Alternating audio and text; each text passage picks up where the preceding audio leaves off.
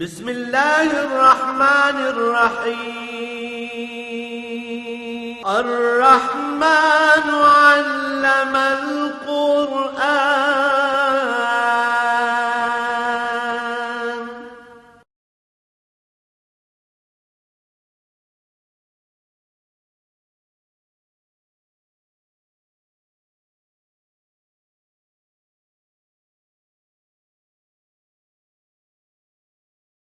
الحمد لله رب العالمين والصلاة والسلام على حبيبه محمد وآله وصحبه أجمعين. أعوذ بالله من الشيطان الرجيم. بسم الله الرحمن الرحيم. وكذلك نصرف الآيات وليقولوا درست ولنبينه لقوم يعلمون. اتبع ما اوحي اليك من ربك لا اله الا هو واعرض عن المشركين ولو شاء الله ما اشركوا وما جعلناك عليهم حفيظا وما انت عليهم بوكيل ولا تسبوا الذين يدعون من دون الله فيسبوا الله عدوا بغير علم كذلك زينا لكل أمة عملهم ثم إلى ربهم مرجعهم فينبئهم بما كانوا يعملون. واقسموا بالله جهد أيمانهم لئن جاءتهم آيات ليؤمنن بها قل إنما الآيات عند الله وما يشعركم أنها إذا جاءت لا يؤمنون.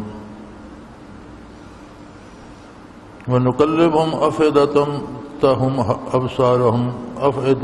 وَأَبْصَارَهُمْ كَمَا لَمْ يُؤْمِنُوا بِهِ أَوَّلَ مَرَّةٍ وَنَذَرُهُمْ فِي طُغْيَانِهِمْ يَعْمَهُونَ. اللهم سبحانك لا علم لنا إلا ما علمتنا إنك أنت العليم الحكيم.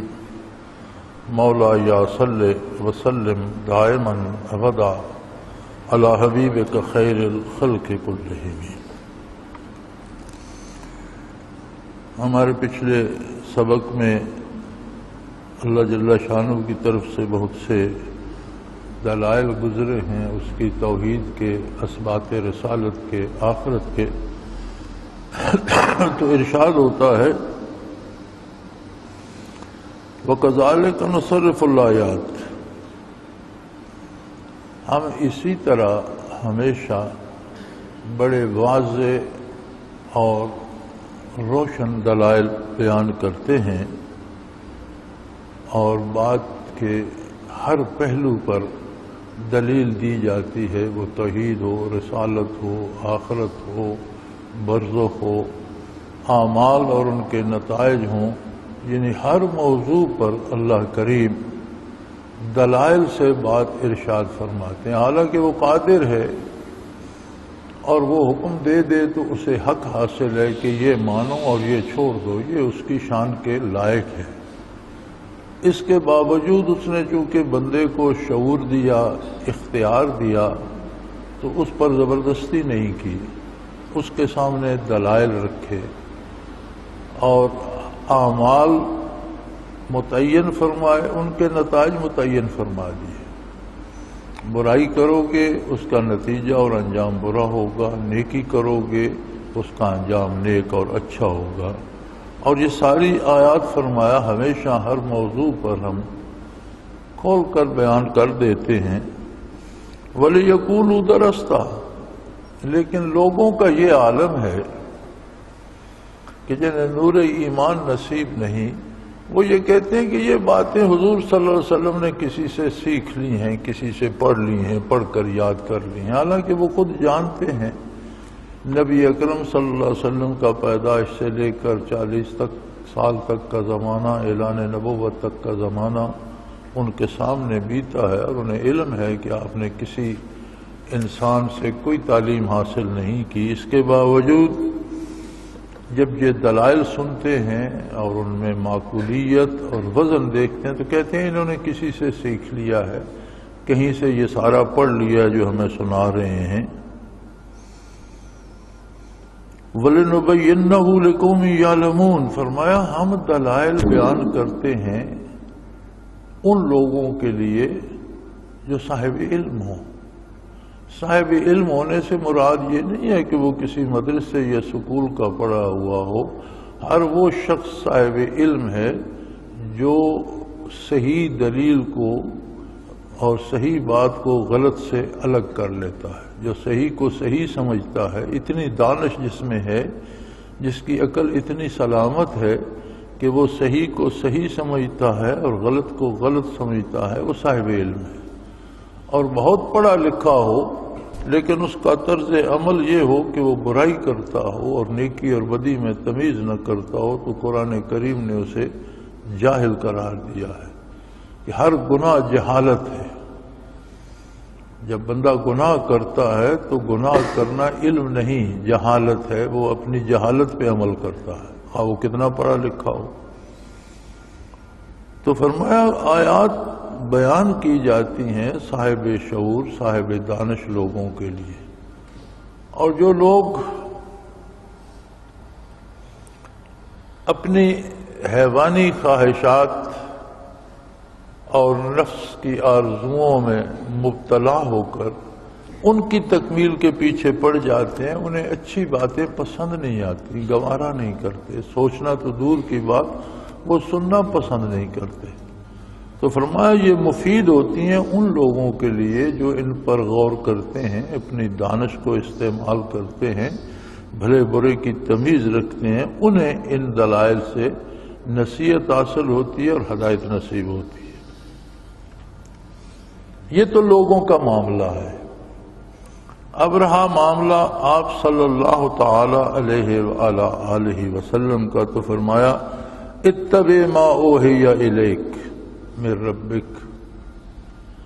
آپ کا کام یہ ہے کہ جو وحی الہی آپ پر اللہ رب العزت اپنے پروردگار کی طرف سے آتی ہے، آپ اس کا پورا پورا اتباع کیجئے، آپ اس پر پوری طرح سے عمل پیرا ہو جائیے۔ اگر کسی نبی کی بات دنیا میں کوئی بھی نہ مانے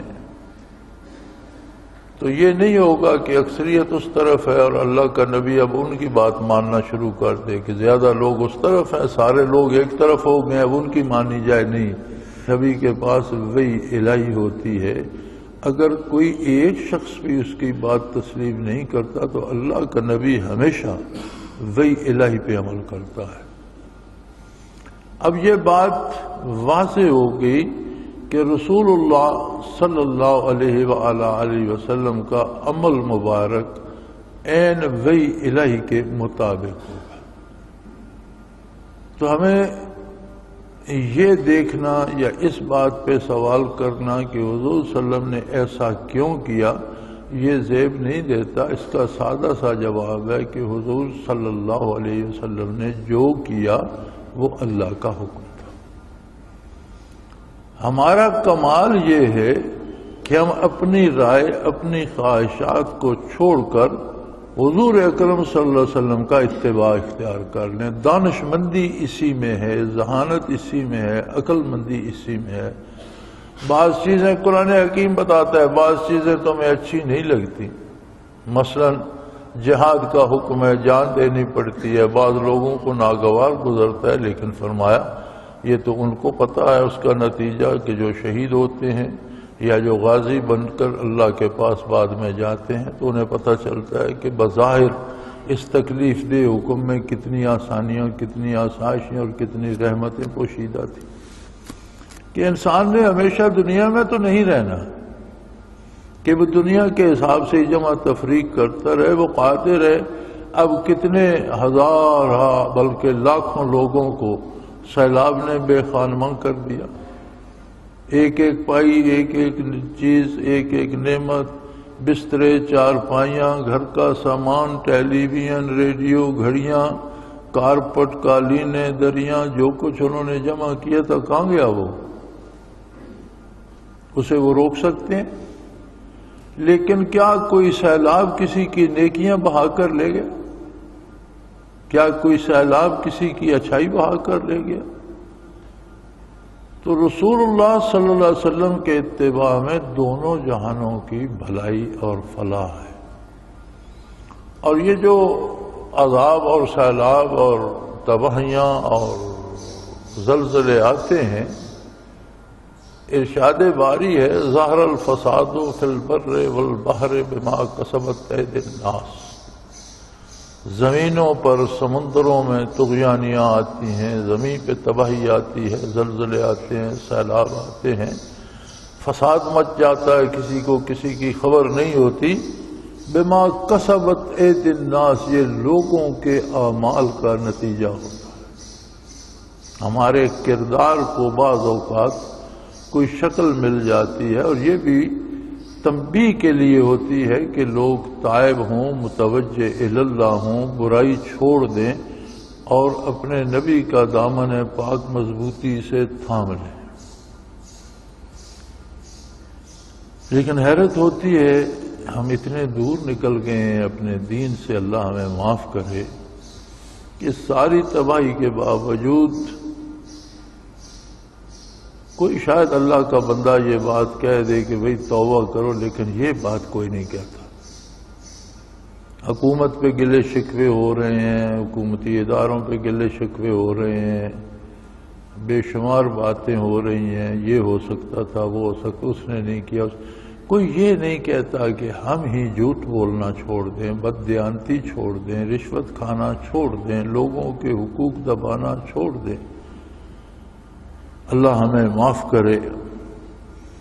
تو سیدھا راستہ رسول اللہ صلی اللہ علیہ وسلم کا راستہ ایک ہی ہے۔ فرمایا ہے میرے حبیب، آپ پر جو اپنے پروردگار کی طرف سے وحی آتی ہے آپ اس پر عمل کیجئے، اس سے بے نیاز ہو جائیے کہ اس کی ضرورت نہیں کہ لوگ زیادہ کس طرف ہیں، ضرورت اس بات کی ہے کہ حق کس طرف ہے۔ آپ نے حق کا ساتھ دینا ہے، اکثریت کا نہیں۔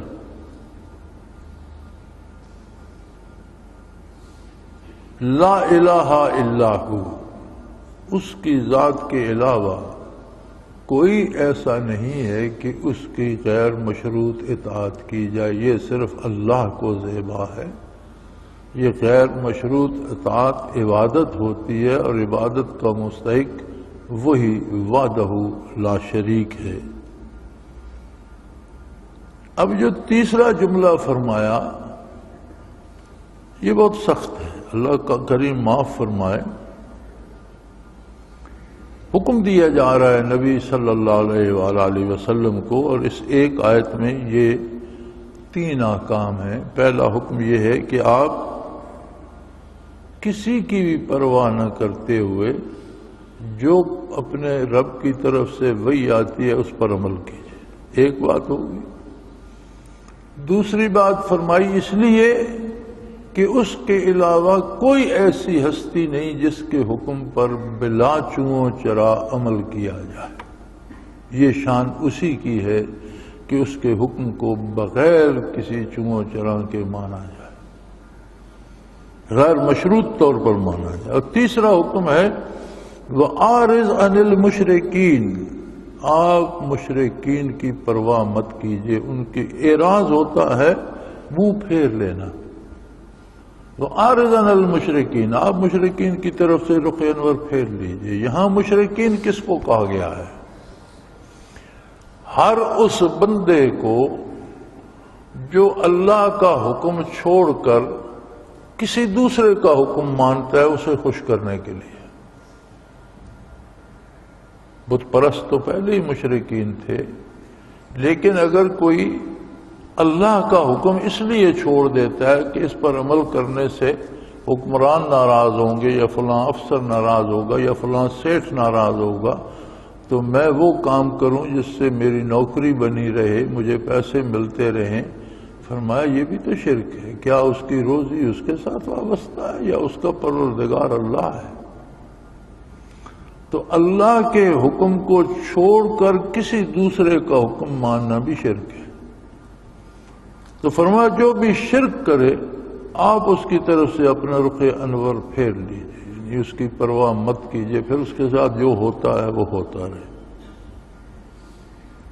اس لیے آگے بڑی زبردست دلیل دی، وَلَوْ شَاءَ اللَّهُ مَا أَشْرَكُوا، اگر اللہ نے زبردستی سب سے منوانا ہوتا، اگر اللہ کا یہ ارادہ ہوتا کہ ہر کوئی اس کی وحدانیت کو مانے تو کسی کی جرت تھی کہ وہ شرک کرتا۔ اس نے انسان کو شعور دیا، آگہی دی، سمجھنے کی، سوچنے کی قوت دی، انبیاء مبعوث فرمائے، کتابیں بھیجی اور اس کے سامنے دنیا کا سینہ کھول کے رکھ دیا۔ اب دنیا اس کی مہمان سرائے ہے، میزبان اللہ ہے۔ فرمایا ما من دابۃ فی الارض الا علی اللہ رزقها، زمین پر کوئی سی روح جو بھی ہے اس کی روزی اللہ کے ذمہ ہے، وہ اسے دیتا ہے۔ تو گویا دنیا ایک مہمان سرائے ہے، ہم بھی اور باقی ساری مخلوق جاندار جتنی روزی روز حاصل کرتی ہے سب اس کی مہمان ہے، وہ ہر ایک کو اس کی ضرورت کے مطابق عطا کر رہا ہے۔ اب مہمان اگر ایک گھر میں آ جاتے ہیں اور ان کو بہت اچھا کھانا دیا جاتا ہے تو ان سے یہ توقع نہیں کی جاتی کہ وہ ایک دوسرے سے لڑیں گے، ایک دوسرے کا کھانا چھین لیں گے، ایک دوسرے کی پلیٹ توڑ دیں گے، یہ توقع تو نہیں کی جاتی۔ تو اسلام کیا ہے، قرآن کیا ہے، حضور کا اسوہ حسنہ کیا ہے کہ اللہ کے اس مہمان خانے میں تمیز سے اپنا حصہ کھاؤ، دوسرے کو اس کا اپنا کھانے دو، چھینا جھپٹی نہ کرو، ایک دوسرے پر جھپٹو نہیں اور ایک دوسرے کے لباس مت پھاڑو، ایک دوسرے پر چیزیں مت پھینکو، پلیٹیں برتن مت توڑو۔ اگر ایسا کرو گے تو تمہارا میزبان تم سے روٹ جائے گا، خفا ہو جائے گا، اور وہ قادر ہے، وہ خالق ہے، تم مخلوق کو جانے وہ ناراض ہو تو کیا سزا دے۔ تو فرمایا اگر اللہ نے زبردستی منوانا ہوتا، لو شاء اللہ، اگر اللہ یہ چاہتا کہ سب مجھے ضرور مانے تو کسی کی جرت نہیں تھی کہ کوئی شرک کرتا، لیکن اس نے انسانوں کو ایک خاص وقت کے لیے مہلت دی ہے، عقل دیا ہے، شعور دیا ہے، کتابیں نازل فرمائی ہیں، انبیاء مبعوث فرمائے ہیں۔ اب انسان کو اختیار ہے کہ وہ تمیز کے ساتھ اس دسترخوان پر شرافت کے ساتھ اپنا پیٹ بھی بھرتا ہے اور میزبان کا بھرم بھی رکھتا ہے۔ اگر کوئی نہیں رکھتا تو اس نے اس کی سزا معین فرما دی اور بتلا دی کھول کر، وہ بھگت لے گا۔ وَمَا جَعَلْنَاكَ عَلَيْهِمْ حَفِيظًا، اور آپ کو ہم نے ان پر کوئی ایسا داروغہ یا تھانے دار بنا کر نہیں بھیجا۔ اگر اللہ نے زبردستی توحید نہیں منوائی تو آپ نے بھی ان سے زبردستی نہیں منوانا۔ آپ اس کے ذمہ دار نہیں ہیں کہ وہ مانتے ہیں یا نہیں، آپ کی ذمہ داری ہے کہ آپ نے اللہ کا پیغام من و ان پہنچا دیا، اس میں کوئی کمی نہیں رہی، آپ نے سارا پیغام پہنچا دیا۔ اب اگر کوئی نہیں مانتا یا مانتا ہے تو اس کا معاملہ اللہ کریم کے ساتھ ہے، آپ کو ان کا نگران نہیں بنایا۔ وما انت علیہم بوکیل، اور نہ ہی آپ کو ان پر مختار بنایا ہے کہ آپ کے کہنے پر وہ ضرور مان لیں، جو نہیں مانتا نہ مانے، نہ ماننے کی جو سزا ہے وہ بھگت لے گا۔ وہ تو جب آنکھ بند ہوگی تو آنکھ کھل جائے گی، قبر میں آئے گا تو سمجھ آ جائے گی، آخرت میں داخل ہوگا تو پتہ چلے گا کہ کس عمل کا اور کس عقیدے کا کیا نتیجہ ہے۔ پھر آدمی انبیاء کے تو حوصلے ان کی شان کے مطابق ہوتے ہیں، اللہ کے رسول صلی اللہ علیہ وسلم نے تو ایذائیں برداشت کی اور ایذا دینے والوں کے لیے دعائیں کی، بلکہ جب آپ صلی اللہ علیہ وسلم کو حنین میں پتھر پھینک کر زخمی کر دیا گیا اور بہت پریشان کیا گیا تو اللہ کریم نے ملک الجبال کو حکم دیا، فرشتہ جو پہاڑوں پہ مقرر ہے اسے حکم دیا کہ انہوں نے میرے نبی پہ پتھر پھینکے ہیں، تو پہاڑ اٹھا کر، جن پہاڑوں پہ یہ آبادیاں ہیں یہ پہاڑ ہی اٹھا کر الٹ دے اور ان پر پہاڑ اٹھا کر پھینک دے، لیکن میرے نبی کی اجازت سے۔ تو حضور اس حالت میں تشریف فرما تھے کہ جسم اطہر زخمی تھا اور خون اقدس بہہ بہہ کر پاؤں مبارک تک گیا اور پاؤں جوتے مبارک میں جم گئے تھے، پھنس گئے تھے، مشکل سے نکالے حضور نے۔ تو فرشتے نے سلام پیش کیا اور عرض کی میں فرشتہ ہوں جو پہاڑوں پہ مقرر ہے، اللہ کریم نے مجھے حکم دیا ہے کہ اگر آپ اجازت دیں تو میں یہ پہاڑ اٹھا کر ان پر پھینک دوں، انہوں نے آپ پر پتھر پھینکے، میں ان پر پہاڑ پھینک دوں۔ حضور اکرم صلی اللہ علیہ وسلم نے فرشتے کو جواب دینے کی بجائے اللہ کی بارگاہ میں ہاتھ اٹھا دیا اور عرض کی بار الہ اللہم اہدِ قومی، یا اللہ اس قوم، میری قوم کو ہلاک نہ کر، انہیں ہدایت دے دے۔ فَإِنَّهُمْ لَا يَعْلَمُونَ، یہ مجھے جانتے نہیں ہیں اس لیے پتھر مار رہے، یہ تیرے رسول کو پتھر نہیں مار رہے، انہوں نے تیرے رسول کو پہچانا ہی نہیں، یہ اپنے ایک پڑوسی بھائی کو، اپنے ایک قریش کے نوجوان کو، مکہ کے رہنے والے عبداللہ کے بیٹے کو پتھر مار رہے ہیں، رسالت کو تو انہوں نے پہچانا ہی نہیں، تیرے رسول کو پتھر نہیں مار رہے۔ کیا عجیب انداز ہے اور کیا شفقت ہے کہ اگر یہ مجھے پہچان لیں کہ واقعی میں اللہ کا رسول ہوں تو یہ میری غلامی کا حق ادا کر دیں، لیکن انہوں نے تو پہچانا ہی نہیں، لہذا انہیں معاف فرما دے۔ اگر یہ نہیں تو شاید ان کی نسلوں سے وہ لوگ پیدا ہوں جو میری اطاعت کریں اور تیرے دین کی مدد کریں اور تیرے دین پر عمل کریں۔ تو کیا شان کریمی ہے کہ وہ حضور کو ایذا دے رہے ہیں، حضور ان کی ہدایت کی دعا فرما رہے ہیں۔ یہ تو اخلاق ہوتا ہے انبیاء علیہ السلام۔ پیچھے جو آپ ہم ہوتے ہیں، اب جس طرح آپ دیکھ رہے ہیں کہ مساجد میں بھی بم پھینکے جا رہے ہیں اور مختلف فرقوں کی عبادت گاہوں میں بھی بم پھینکے جا رہے ہیں، لوگوں کو قتل کیا جا رہا ہے۔ اب قتل کرنے والوں کے نزدیک واقعی ہم لوگ سارے واجب القتل اور مجرم ہیں، اس لیے وہ ہمیں قتل کر رہے ہیں۔ اللہ کریم فرماتے ہیں اگر کسی کو تم سے اختلاف بھی ہو، تم حق پر ہو، اللہ کو واحد لا شریک مانتے ہو، اللہ کے نبی کو تسلیم کرتے ہو، لیکن جو لوگ تمہاری بات نہیں مانتے اور بتوں کی پوجا کرتے ہیں، تم ان کے بتوں کو برا بھلا نہ کہو۔ وَلَا تَسُبُّوا الَّذِينَ يَدْعُونَ مِن دُونِ اللَّهِ، سب کہتے ہیں ایسی بات کو جو کسی سے کی جائے تو اسے سخت ناگوار لگے، ناپسند ہو، اور اس کا ترجمہ کرتے ہیں گالی۔ گالی دینا ہی ایسی ناگوار بات ہے کہ آپ جسے گالی دیں گے اسے پسند نہیں آئے گی۔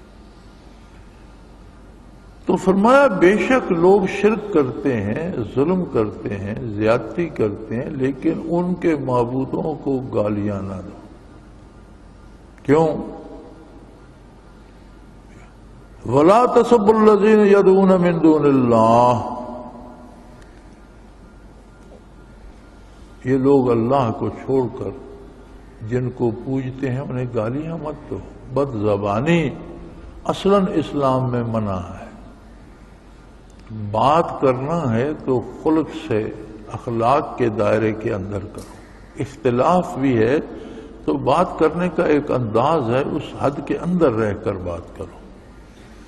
اور اگر تم ان کے بتوں کو یا ان کے باطل معبودوں کو گالیاں دو گے تو جواب میں وہ تمہارے معبود حق کو گالیاں دیں گے۔ فَيَسُبُّ اللَّهَ عَدْوَاهُ بِغَيْرِ عِلْمٍ، وہ جاہل ہیں، اللہ کی عظمت سے آشنا نہیں ہے، تو وہ تم جس کو معبود مانتے ہو اس کی شان میں گستاخی کریں گے۔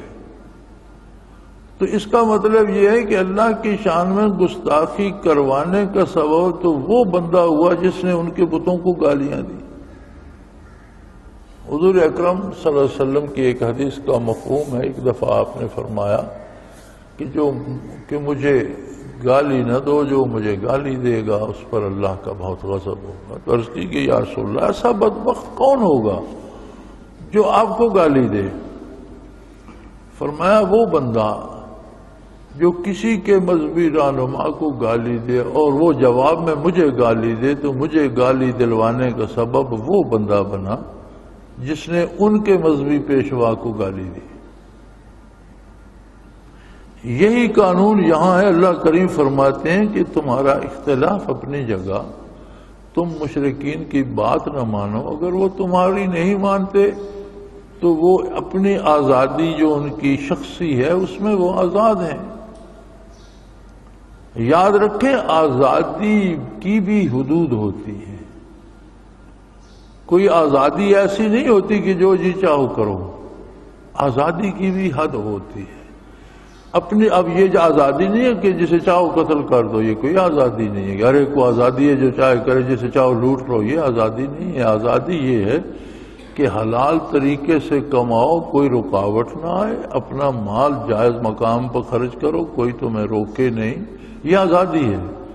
اب آزادی کو یہ سمجھ لینا کہ میں جو چاہوں کروں تو یہ آزادی نہیں ہے، یہ تو بے لگام ہونے والی بات ہے، بے مہار ہونے والی بات ہے، تو اس سے معاشرے نہیں چلتے۔ اسی طرح مذہب اختیار کرنے کی آزادی ہے۔ دو بنیادی حق اللہ نے دیے ہیں ہر ایک کو، وہ مومن ہے یا کافر۔ عقیدہ اختیار کرنے کا ہر بندے کو حق حاصل ہے۔ آپ اس کے ساتھ خلق سے پیش آئیں، اخلاق سے پیش آئیں، اس کے سامنے آپ کا کردار ہو، آپ کے واعظ کہنے سے زیادہ اثر کرے گا آپ کا عمل۔ اگر آپ کا عمل نیک ہے، آپ کا کردار صالح ہے تو وہ زیادہ اثر کرے گا۔ صحابہ کرام رضوان اللہ علیہم اجمعین نے 23 سالہ عہد نبوت کے بعد تقریباً 23 سال میں روئے زمین پر اسلام پہنچا دیا، اور کوئی جلسہ نہیں ملتا، کوئی رسالہ شائع نہیں ہوتا تھا، کوئی ٹیلی ویژن نہیں تھا، کوئی لمبی تقریر نہیں ملتی تھی۔ وہ جہاں تشریف لے گئے ان لوگوں سے جن کا سابقہ پڑا، جنہیں معاملہ کرنا پڑا، انہوں نے کہا یار ایسا ہونا چاہیے جیسے یہ لوگ ہیں، لوگ کلمہ پڑھتے چلے گئے۔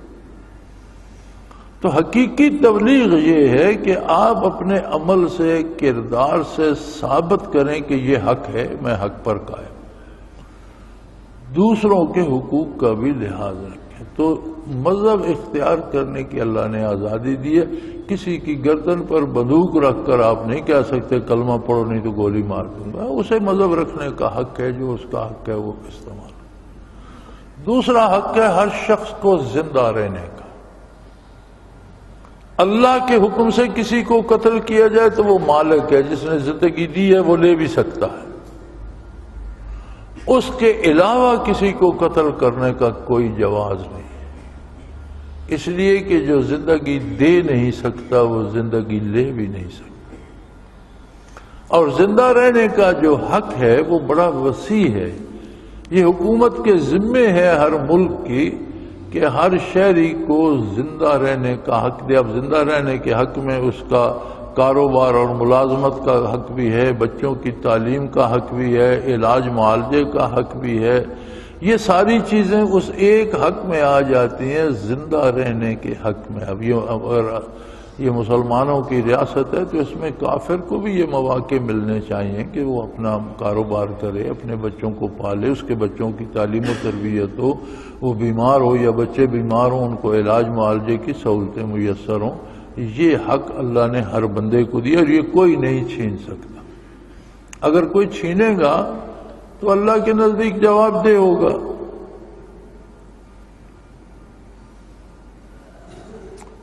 كَذَلِكَ زَيَّنَا لِكُلِّ أُمَّةٍ عَمَلَهُمْ ثُمَّ إِلَىٰ رَبِّهِمْ مَرْجِعُهُمْ فَيُنَبِّئُهُم بِمَا كَانُوا يَعْمَلُونَ۔ فرمایا ہم نے انسانی مزاج ایسا بنایا ہے کہ وہ جس چیز کو اختیار کر لیتے ہیں اس کا عادی ہو جاتے ہیں، اس کی پسند ویسی ہو جاتی ہے۔ عجیب بات ہے کہ وہ چیز بے مزہ ہوتی ہے لیکن اسے مزہ دیتی ہے۔ مثلا جیسے سارا مغرب، اور اب تو مشرق میں بھی کوئی نہیں، مشرق کے بعید اور مشرق کافر تو سارے شراب پیتے تھے، اب مسلمانوں کے ہاں بھی کمی نہیں، پاکستان میں بھی کمی نہیں، تو آپ کو کوئی شراب ایسی نہیں ملے گی جو کڑوی نہ ہو اور بدبودار نہ ہو۔ یعنی شراب کی یہ خصوصیت ہے کہ اس کی بدبو بھی ہوتی ہے اور اس کا ذائقہ بھی تلخ ہوتا ہے، لیکن پینے والے بڑی خوشی سے پیتے ہیں اور اس کے لیے جان دیتے ہیں، مرتے ہیں۔ کیوں؟ عادی ہو جاتے ہیں۔ فرمایا ہم نے انسانی مزاج ایسا بنایا ہے کہ اگر وہ نیکی کرتا ہے تو نیکی راسخ ہو جاتی ہے، اس میں نیکی کی عادت ہو جاتی ہے، برائی سے نفرت ہو جاتی ہے۔ لیکن اللہ کے رسول کے حکم کو چھوڑ کے برائی پہ لگ جاتا ہے، اسے پھر برائی میں لذت آنے لگتی ہے اور برائی بھلی معلوم ہونے لگتی ہے، پھر اس میں لگ جاتا ہے، اسے اسی میں مزہ آنے لگتا ہے۔ کذالک زینا لکل امت عملہم، ہر قوم کا عمل اسے بھلا لگنے لگ جاتا ہے۔ یہ انسانی مزاج ایسا ہے۔ تو اس پہ مت جاؤ کہ مجھے کون سی چیز اچھی لگتی ہے۔ تم تو اگر غلطی کرو گے ایک بار، دو بار، چار بار، پھر وہ تمہاری عادت ہو جائے گی، تمہیں وہی اچھی لگنے لگ جائے گی۔ لہذا معیار یہ نہیں کہ مجھے کیا پسند ہے، معیار یہ ہے کہ رسول اللہ صلی اللہ علیہ وسلم کو اللہ کو کیا پسند ہے، اللہ کے نبی کو کیا پسند ہے، اللہ کے رسول کا حکم کیا، اس کے مطابق کرو۔ تو یہ جو لوگ گمراہ ہیں اور برائی کرتے ہیں، فرمایا یہ انسانی مزاج ایسا ہے کہ جس معاملے میں پڑ جاتا ہے اس کا عادی ہو جاتا ہے۔ میں نے ایسے لوگوں کو دیکھا ہے جو سانپ سے ڈسواتے ہیں۔ اب سانپ سے ڈسوانا کون سا کمال ہے بھائی؟ تو ہمارا ایک ساتھی ہوتا تھا، اس نے سانپ رکھے ہوئے تھے لاہور چڑیا گھر میں، پھر اسے نوکری مل گئی سانپوں پر، وہ سانپ پکڑے پھرتے ہوتا، 10 12 خطرناک سانپ اس نے ہاتھ میں اٹھا گلدستہ بنایا ہو، تو روزانہ سانپ سے ڈسواتا تھا۔ اب سانپ سے ڈسوانا کون سا کمال ہے بھائی؟ وہ کہتا تھا سانپ نہ ڈسے مجھے مزہ ہی نہیں آتا۔ ساری دنیا بھاگتی ہے کہ اللہ بچائے، وہ کہتا تھا سانپ نہ ڈسے تو یار مزہ ہی نہیں آتا۔ تو بندہ جو فعل اختیار کر، اسے کبھی اتفاقاً ڈسا ہوگا، پھر اس نے کچھ مرضی سے ڈسا ہوگا، کرتے کرتے عادت بن گئی۔ تو اس طرح سے ہر قوم جس عمل میں لگی ہوئی ہے اسے وہ بڑا بھلا لگتا ہے، لیکن وہ معیار حق نہیں ہے کہ جو چیز تمہیں پسند آ جائے وہ حق ہے۔ نہیں، معیار حق اللہ کے رسول کا ارشاد ہے۔ لوگوں کی پسند پہ دین نہیں ہے، اللہ کے رسول کی پسند دین ہے۔ اس لیے کہ پھر یہ تمہیں بھلا لگتا ہے، تم اس میں مبتلا رہتے ہو، لیکن نتیجہ کیا ہوگا؟ ثم الی ربہم مرجعہم، پھر تمہیں واپس اپنے پروردگار کی بارگاہ میں جانا ہے۔ سب لوگوں کو، مومن، کافر، نیک، بد، سب کو اللہ کے حضور پیش ہونا ہے۔ اور وہاں معاملہ یہ نہیں ہوگا کہ کچھ باتیں آپ بتائیں گے، کچھ آپ کو بھول گئی ہوں گی وہ رہ جائیں گی، یا کچھ بتائیں گے کچھ جان بوجھ کر چھپا لیں گے کہ یہ بتانے وہاں یہ نہیں ہوگا۔ فَيُنَبِّئُهُم بِمَا كَانُوا يَعْمَلُونَ، وہ خالق کل جو ہے وہ خود تمہیں بتائے گا کہ تم کیا کیا کرتے رہے ہو۔ جو تمہیں بھول گئی ہیں وہ بھی وہاں موجود ہوں گی، اور جو تمہیں یاد ہیں وہ بھی وہاں موجود ہوں گی، اور تم جن چیزوں سے انکار کرنا چاہو گے وہ بھی وہاں موجود ہوں گی۔ اللہ نے گواہ بھی کھڑے کر رکھے ہوں گے۔ کفار انکار کریں گے، مومن انکار نہیں کرے گا، مومن معافی چاہے گا، یا اللہ جو غلطی ہوئی اس کی معافی چاہے گا۔ کافر کہے گا میں نے یہ کیا ہی نہیں، اللہ اس کے ہاتھ پاؤں کو، کھال کو حکم دے دے گا، بتاؤ اس نے کیا کہ نہیں۔ وہ گواہی دیں گے، ہاتھ پاؤں وجود کھال۔ وہ کہے گا تمہیں کیا ہو گیا ہے، میں جہنم جاؤں گا تو میرے ساتھ جلو گے، میرے ساتھ میری پوری دنیا میں رہے تم بولے چالے نہیں، برزخ میں رہے تم نے کوئی بات نہیں، آج تمہیں کیا وہ کہیں گے انتقن اللہ انتق کل شیء، جس اللہ نے ہر چیز کو بولنے کی قدرت دی تھی آج اس نے ہمیں قوت گویائی دے دی اور حکم دیا سچ بولو، ہم سچ بول رہے ہیں، اس کا نتیجہ کیا ہوگا وہ بھگتنا پڑے گا۔ تو فرمایا وہاں کوئی چیز پوشیدہ اور خفیہ نہیں رہے گی، بلکہ ینبئہم بما کانوا یعملون، وہ ذات قادر ایسی ہے، علام الغیوب ایسا ہے کہ وہ لوگوں کو بتائے گا کہ تم کیا کیا کرتے رہے ہو۔ وَأَقْسَمُوا بِاللَّهِ جَهْدَ أَيْمَانِهِمْ لَئِنْ جَاءَتْهُمْ آيَاتٌ لَيُؤْمِنُنَّ بِهَا، فرمایا بڑی تکڑی تکڑی قسمیں کھاتے ہیں، بڑا زور لگا، اقسموا باللہ جہد ایمان، بڑا زور لگا کہ اللہ کی قسم کھاتے ہیں کہ اگر کوئی معجزہ، کوئی دلیل، کوئی نشانی آ جائے تو ہم مان لیں گے۔ فرمایا یہ ذات کریم جو محمد الرسول اللہ ہے، اس سے بڑا کوئی معجزہ ہے؟ ایک ہستی جس نے ایک لک و دک بیابان صحرا میں، صحرائی شہر میں ولادت ہوئی، پرورش پائی، کسی سے پڑھا نہیں، کسی سے سیکھا نہیں، اور جب ارشاد فرمانے لگا تو قیامت تک آنے والے لوگوں کے لیے پوری زندگی کا آئین و دستور مرتب کر دیا، اس سے بڑا کوئی معجزہ ہے؟ اور ہمیشہ کے لیے نہ تبدیل ہونے والا ضابطۂ حیات بنا دیا، اس سے بڑا بھی کوئی معجزہ ہے؟ یہ 30 پارے کلام الہی، اس کے بعد بھی کوئی معجزہ ہے؟ پھر معجزات کا صدور اتنا ہے کہ کوئی شخص گن نہیں سکتا۔ انگلی کے اشارے سے چاند شک ہو گیا، خشک چشموں میں پانی پھوٹ آیا، ایسے جانور جنہوں نے بچہ نہیں دیا تھا وہ دودھ دینے لگ گئے، بے شمار، یعنی کوئی آدمی شمار نہیں، پتھروں نے کلمے پڑے، درختوں سے صلاۃ و سلام کی آوازیں آئیں۔ یہ سارے معجزات دیکھنے کے بعد تم کہتے ہو کوئی معجزہ ہو جائے تو یاد رکھو یہ اللہ کا آخری نبی اور آخری رسول ہے، نہ اس کے بعد کوئی رسول آئے گا، نہ اس کے بعد کوئی معجزات آئیں گے۔ تمہارا جی چاہے تو مانو، نہ جی چاہے تو نہ مان کر بھی دیکھ لو، وہ بھی بھگت لوگے۔ قل انما الآیات عند اللہ وما یشعرکم، معجزات اللہ کی طرف سے آتے ہیں، میرے حبیب نے فرما دیجئے کہ معجزات تمہارے مطالبوں پر، تمہاری رائے پر، تمہارے کہنے پر نہیں آتے، اس کی اپنی حکمت ہوتی ہے، وہ جب چاہتا ہے جو چیز چاہتا ہے وہ ظاہر فرما دیتا ہے، اور جو وہ ظاہر فرماتا ہے وہ ضرورت ہوتی ہے بندوں کی، چونکہ وہ رب ہے، اور رب وہ ہوتا ہے جو ہر ضرورت کی، ہر ضرورت مند کی ہر ضرورت ہر وقت ہر جگہ پوری کر رہا ہو۔ تو جو ضرورت ہوتی ہے وہ ظاہر فرما دیتا ہے، یہ تمہارے کہنے پہ نہیں ہے بات، یہ بات اس کی پسند پہ ہے۔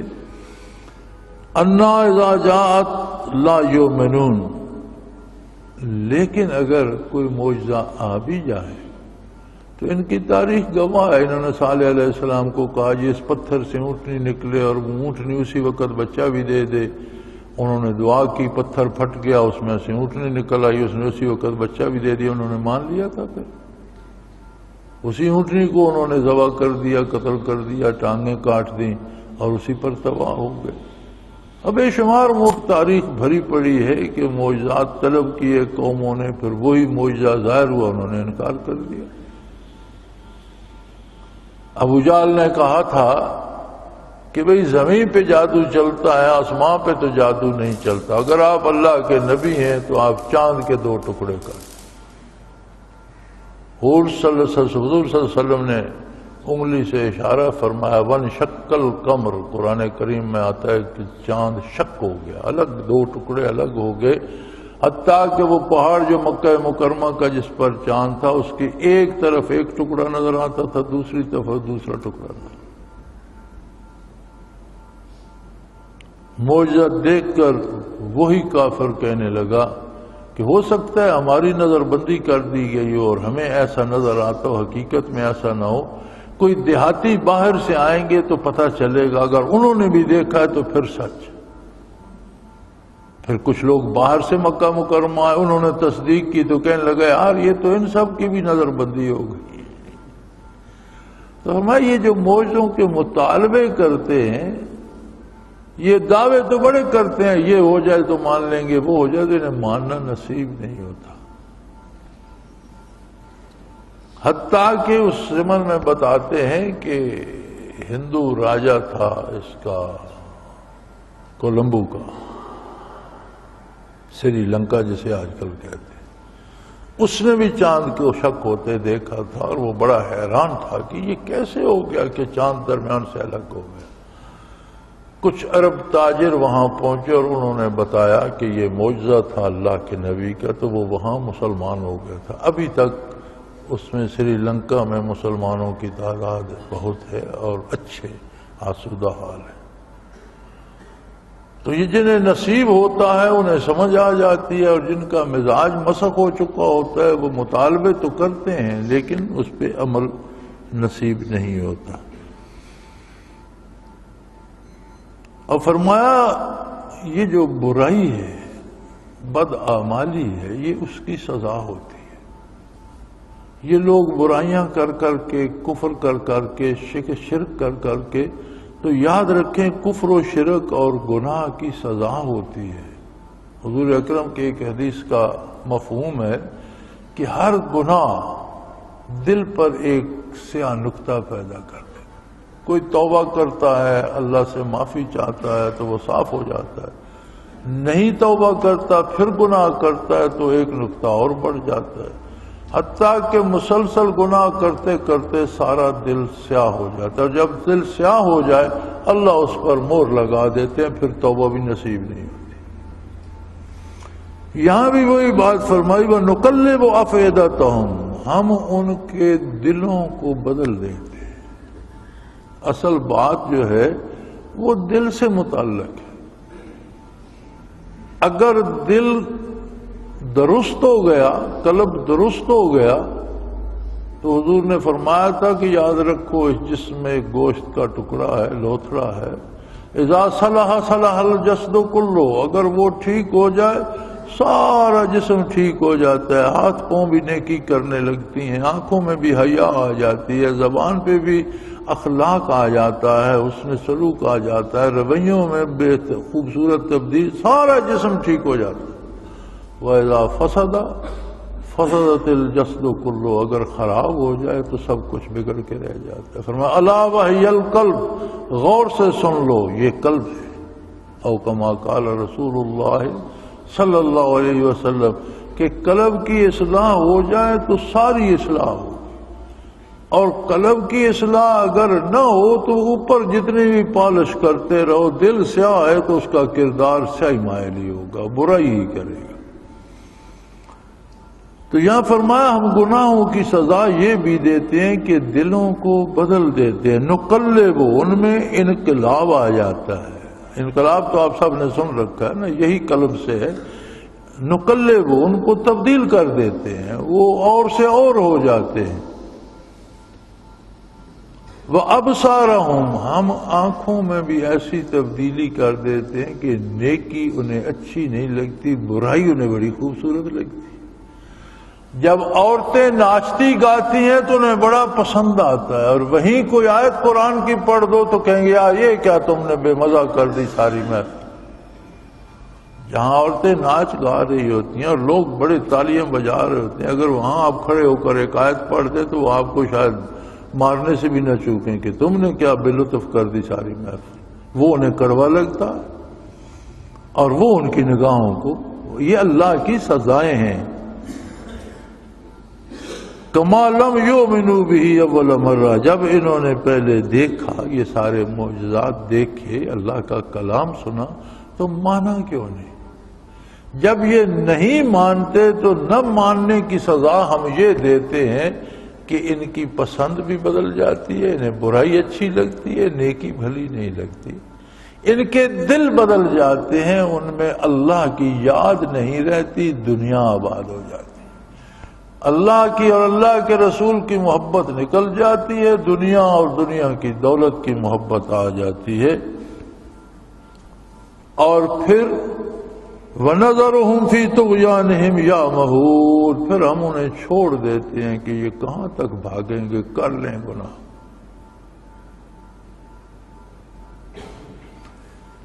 کہنا تو نہ چاہیے، لیکن کہے بغیر چارہ بھی نہیں، بات سچی تو کرنی چاہیے۔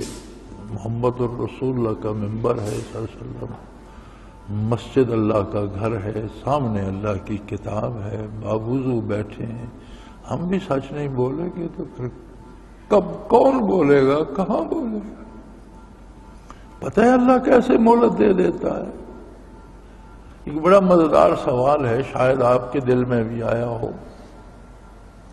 کہتے ہیں جی کمال ہے، زلزلہ آیا، غریب مارے گئے، مفلس تباہ ہو گئے، اور یاش حکمران موج کر رہے ہیں۔ اب سیلاب آیا، لوگ خاندانوں کے خاندان تباہ ہو گئے، بہہ گئے، کوئی مر گئے، کسی کا سارا مال مویشی گھر کا سامان سب اجڑ گیا، اور حکمران اوپر سے ہیلی کاپٹروں میں جہازوں میں چکر لگا رہے ہیں، وہاں جہاز میں بیٹھ کر چائے پی رہے ہیں، فروٹ کھا رہے ہیں، کوئی نگاہ نیچے بھی دیکھ لیتے ہیں، یعنی پکنک منا رہے ہیں ہوا میں۔ عجیب بات ہے، یہ صرف عذاب بھی صرف غریبوں کے لیے رہ گئے؟ فرمایا ان لوگوں کو دنیاوی سزائیں ملتی ہیں جن میں کچھ گنجائش باقی ہوتی ہے، وہ توبہ بھی کرتے ہیں، کچھ مر جاتے ہیں تو مرنے کے سبب ان کے گناہ معاف ہو جاتے ہیں، کچھ کا مال چلا جاتا ہے اور پھر وہ اللہ سے ڈرنے لگتے ہیں اور حرام مال جمع نہیں کرتے، انہیں اصلاح ہو جاتی ہے۔ لیکن ایک طبقہ انسانوں کا ایسا ہے کہ ان کے جب دل بھی ہم سیاہ کر دیتے ہیں، ان کی نگاہوں میں بھی حیا باقی نہیں رہتی، وَنَذَرَهُمْ فِي طُغْيَانِهِمْ، پھر ہم ان کو ان کے گناہوں میں چھوڑ دیتے ہیں کہ بھاگ کر لوگ کتنے کر سکتے ہو، بھاگ کر دیکھو کہاں جاؤ گے۔ آخر ایک دن وہ بھی پکڑے جاتے ہیں، بڑے بڑے ناموروں کے گلے میں رسہ پڑ جاتا ہے، سولی پہ جھولا دیے جاتے ہیں، بڑے بڑے باغیوں کو جیل میں ڈال دیا جاتا ہے، اور بھوکے پیاسے رو رہے ہوتے ہیں۔ ان کا انجام بھی ہمارے قبضہ قدرت میں ہے، لیکن ہم انہیں مہلت دیتے ہیں کہ اگر تم نے گناہی کی ٹھان لی ہے تو کر کے دیکھو کہاں تک بھاگ سکتے ہو۔ لہذا جو وہ کر رہے ہیں وہ اپنے ساتھ ظلم کر رہے ہیں، یہ سب انہی کو بھگتنا پڑے گا۔ اور جو کچھ آج ہو رہا ہے یہ بھی دیکھ لیجئے گا کہ اب اس کے بعد کتنی گردنوں میں رسے پڑیں گے، یہ وقت بھی آئے گا۔ تو اللہ کا جو نظام ہے وہ بڑا مضبوط اور اس میں کوئی ایج پیچ نہیں۔ تو اگر کوئی بے فکر بیٹھا ہے تو اسے اگر ہم کہیں جی ہم تو پہاڑ پر ہیں، ہم بچ گئے ہیں مرنے والوں کی، ہمیں کیا؟ نہیں، اللہ سے توبہ کرنی چاہیے۔ ہم ان کی مدد نہیں کر سکتے تو ان کے لیے دعا تو کر سکتے ہیں، اپنی اصلاح تو کر سکتے ہیں کہ اگر ہمارے ساتھ یہ ہو گیا تو کیا ہوگا۔ توبہ کریں، اللہ سے رجوع کریں، حرام سے اجتناب کریں، اور اللہ کی راہ پر دوسروں کی مدد کریں۔ ہم ان کی مدد تو کر سکتے ہیں، لیکن جو لوگ اس سب سے بے نیاز ہو کر عیش و عشرت میں مصروف ہیں، فرمایا ایک مخلوق میری ایسی بھی ہے، وَنَذَرُهُمْ فِي طُغْيَانِهِمْ، ان کی بغاوت میں ہم انہیں مہلت دے دیتے ہیں، باغ ڈھیلی کر دیتے ہیں، بھاگ کہاں تک بھاگے گا، لیکن رسی تو تیری ناک میں پڑی ہوئی ہے، جب ہم کھینچیں گے تو رک جائے گا، بھاگ کے دیکھ لے۔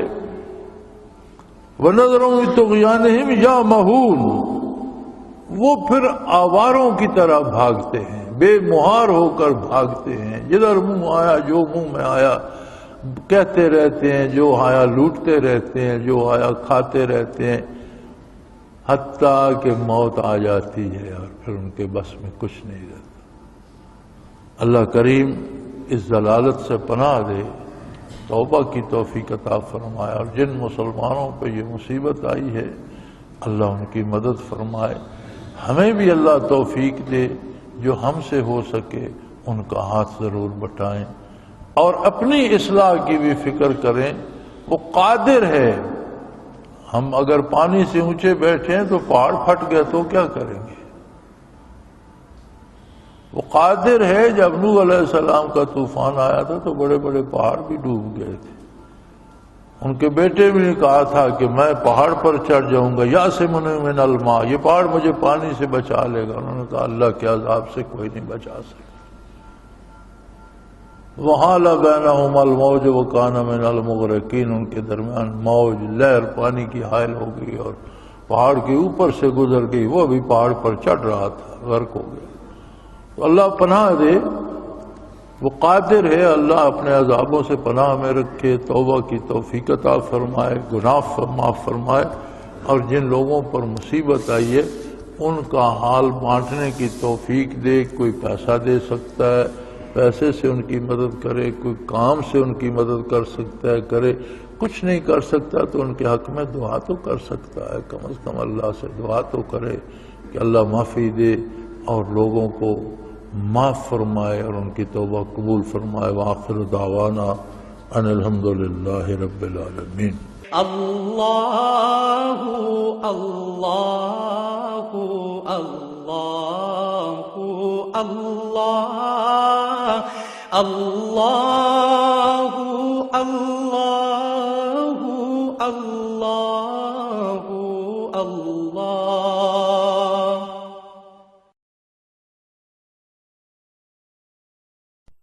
حضرت امیر محمد اکرم آبان مد ذلہ العالی دارالعرفان منارہ ضلع چکوال میں سالہ سال سے قرآن و حدیث کے اوپر خطابات کر رہے ہیں اور سلسلہ نقشبندیہ اویسیہ کے مطابق لوگوں کو ذکر الہی کی تربیت دے رہے ہیں.